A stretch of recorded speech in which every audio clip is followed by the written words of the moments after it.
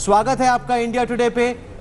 7 चरणों में उत्तर प्रदेश का मतदान होगा। अगर प्रधानमंत्री मोदी को दोबारा दिल्ली लौट के आना है तो आप ही को उनको उत्तर प्रदेश में जिताना है। तैयार हैं आप?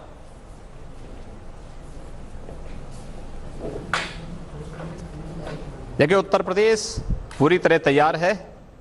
मोदी जी के नेतृत्व में भारतीय जनता पार्टी गठबंधन की सरकार 23 मई को परिणाम आने पर प्रचंड बहुमत के साथ चुनाव जीतेगी और उत्तर प्रदेश 74+ के लक्ष्य के साथ इस जीत में सहभागी बनेगा।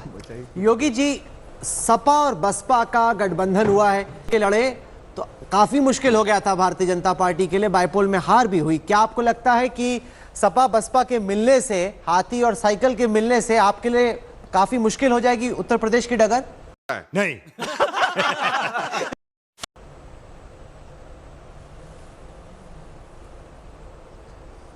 देखिए, ये बाईपोल नहीं है, ये जनरल इलेक्शन है और भारतीय जनता पार्टी मोदी जी के नेतृत्व में केंद्र सरकार की उपलब्धियों के आधार पर लोक कल्याणकारी योजनाओं को जिस प्रतिबद्धता के साथ बिना भेदभाव के प्रत्येक नागरिक तक पहुंचाने का कार्य हुआ है, इंफ्रास्ट्रक्चर डेवलपमेंट के लिए जो बेहतरीन कार्य हुए हैं और आंतरिक और बाह्य सुरक्षा के मोर्चे पर जीरो टॉलरेंस की नीति के तहत जो कार्य मोदी जी के नेतृत्व की सरकार ने किया है, यह भारतीय जनता पार्टी के विकास, सुशासन और राष्ट्रवाद के इन मुद्दों पर प्रचंड बहुमत का कारण आप इस जनरल इलेक्शन में भारतीय जनता पार्टी का बनेगा।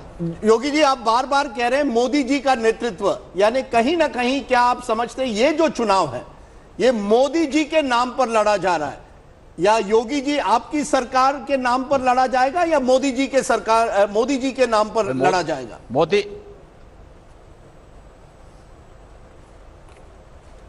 मोदी जी हमारे नेता हैं, एनडीए गठबंधन के नेता हैं और देश के यशस्वी प्रधानमंत्री हैं।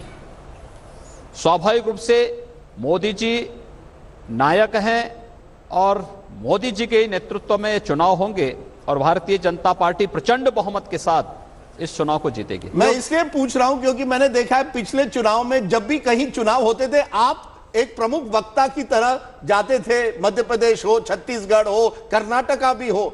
क्या इस बार आपका फोकस केवल उत्तर प्रदेश रहेगा? क्योंकि मोदी जी को तो देश भर घूमना है, तो क्या योगी जी उत्तर प्रदेश तक सीमित रहेंगे या आप देश भर जाएंगे?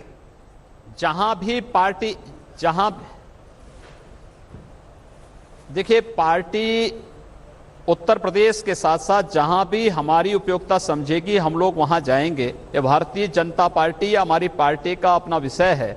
मुझे लगता है इसकी चिंता आपको बहुत ज्यादा नहीं करनी चाहिए। भाई मजा आया। प्रियंका गांधी आपके गढ़ पूर्वी उत्तर प्रदेश में आई हैं कांग्रेस की महासचिव बन के। आपको लगता है कि राहुल गांधी की बहन की जो एंट्री हुई है पॉलिटिक्स में, उससे पूर्वी उत्तर प्रदेश की राजनीति पे कुछ असर पड़ेगा? नहीं।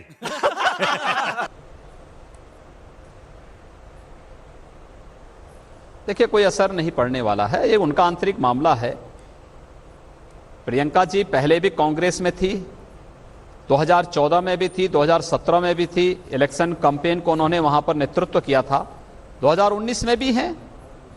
पहले बिना पद के थी, इस बार पद के साथ में हैं। स्वाभाविक रूप से कांग्रेस के लोगों को उनका स्वागत करना चाहिए, वो कर रहे हैं। चुनाव पर उसका कोई प्रभाव नहीं पड़ने वाला है। ये पाकिस्तान के बालाकोट में भारतीय वायुसेना के जो हवाई हमले हुए, उसका क्या असर पड़ा है उत्तर प्रदेश की राजनीतिक बिसात पर?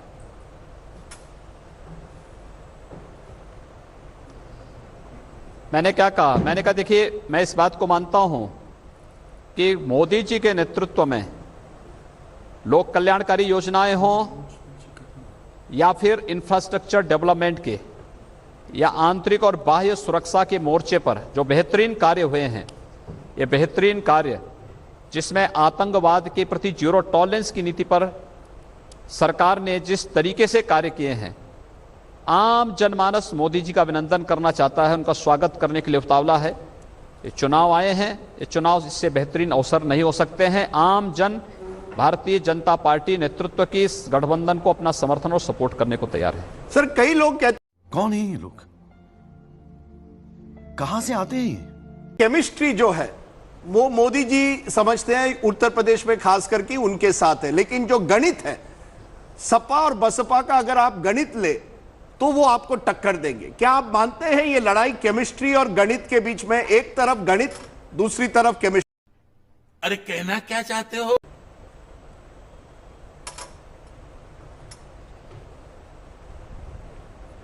देखिए, जब महावेव होता है, ये महातूफान है मोदी जी के नेतृत्व का, इस सारी की सारी केमिस्ट्री फेल हो जाएगी, ये सारे के सारे गठबंधन फेल हो जाएंगे।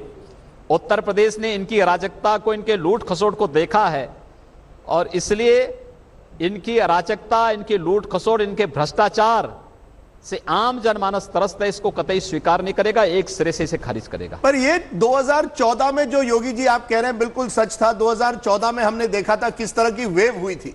क्या 2019 में भी उसी तरह की वेव आप वाकई मानते हैं जो 5 साल पहले उत्तर प्रदेश में दिखाई गई थी?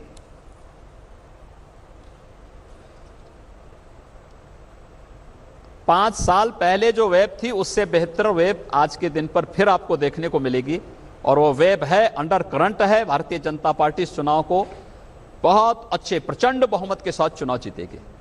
नंबर दे दीजिए, एक नंबर दीजिए। पिछली बार 73 थे, इस बार कितने? नंबर एक लगा दीजिए, हम आपको ये नंबर याद दिलाएंगे 23 मई को। 74 प्लस के लक्ष्य को 74 प्लस के लक्ष्य को भारतीय जनता पार्टी प्राप्त करेगी। अमेठी और आजमगढ़ भारतीय जनता पार्टी जीतेगी। आप अमेठी में राहुल गांधी को हराएंगे, आप कह रहे हैं, और आजमगढ़ में मुलायम सिंह जी को हराएंगे। हाँ ना, कह रहे हैं। हाँ भाई, कैसी लगी आगे स्वाद? आपके हिसाब से ज्यादा हराएंगे, आपके हिसाब समाजवादी से पार्टी हरेगी वहां, हारेगी वहां पे।